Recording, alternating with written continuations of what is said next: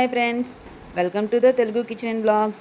ఈరోజు మన కిచెన్లో స్పెషల్ ఏంటంటే జింజర్ గార్లిక్ రైస్.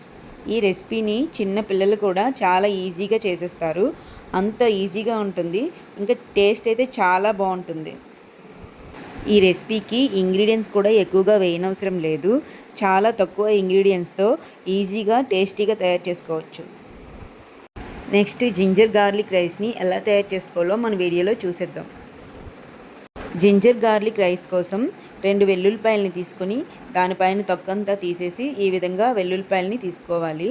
వెల్లుల్లిపాయలు తీసుకున్నాం కదా, అందులో సగం అల్లాన్ని తీసుకోవాలి. అల్లం వెల్లుల్లిపాయలని పేస్ట్లా కాకుండా జస్ట్ ఈ విధంగా దంచుకుంటే సరిపోతుంది. తరువాత 10 పచ్చిమిరపకాయలని నిలువుగా కట్ చేసుకొని ఈ 3 ఇంగ్రీడియంట్స్ని సైడ్కి పెట్టుకుందాం. తరువాత పావు గ్లాస్ బియ్యాన్ని 2 టైమ్స్ నీట్గా కడుక్కొని ఇందులో వాటర్ వేసుకొని సైడ్కి పెట్టుకుందాం. నెక్స్ట్ స్టవ్ ఆన్ చేసుకొని కుక్కర్ పెట్టుకోవాలి. ఇందులో 2 స్పూన్స్ నెయ్యి వేసుకోవాలి.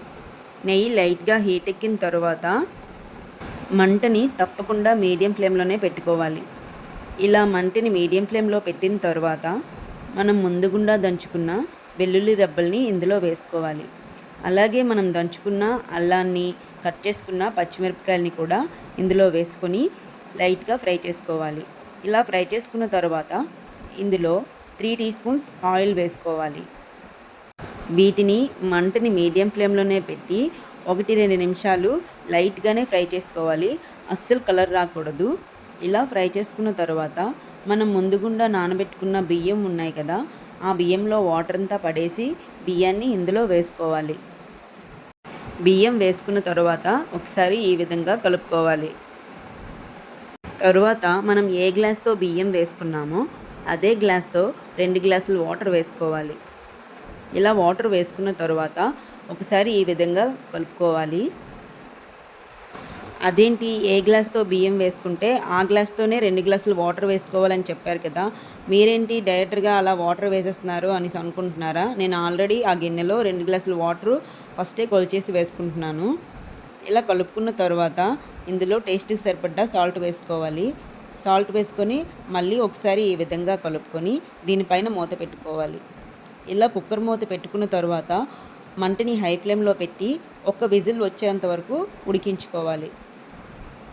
ఇలా 1 విజిల్ వచ్చేంత వరకు ఉడికించుకున్న తర్వాత కుక్కర్ పైన మూత ఓపెన్ చేసుకొని చూస్తే చూడండి, జింజర్ గార్లిక్ రైస్ రెడీ అయిపోయింది. చూశారు కదా, చాలా తక్కువ ఇంగ్రీడియంట్స్తో చాలా సింపుల్గా చేసుకునే రెసిపీ జింజర్ గార్లిక్ రైస్. చూశారు కదా, ఇప్పుడు చెప్పండి, ఈ రైస్ని ఎవరైనా చాలా ఈజీగా తయారు చేసుకోగలరా లేదా అనేది. ఈ జింజర్ గార్లిక్ రైస్ని బంగాళదుంప కుర్మాతో కానీ, పెరుగు చట్నీతో కానీ, లేదా చికెన్ కర్రీతో తిన్నా చాలా బాగుంటుంది. అలా కాకపోయినా ప్లెయిన్గా తిన్నా సరే చాలా బాగుంటుందండి. నేను ఇక్కడ బంగాళదుంప కుర్మాతో ఈ జింజర్ గార్లిక్ రైస్ని తింటున్నాను. టేస్ట్ అయితే చాలా బాగుంది. మీరు తప్పకుండా ట్రై చేయండి. ఎలా వచ్చిందో నాకు కామెంట్ చేయండి. అలాగే మీరు నా ఛానల్ని ఫస్ట్ టైం చూస్తున్నట్లయితే ప్లీజ్ లైక్ చేయండి, షేర్ చేయండి, సబ్స్క్రైబ్ చేయండి. పక్కనే ఉన్న బెల్ ఐకాన్ని క్లిక్ చేయండి. ఇంకో కొత్త వీడియోతో మన ఛానల్లో కలుసుకుందాం. బాయ్ అండి.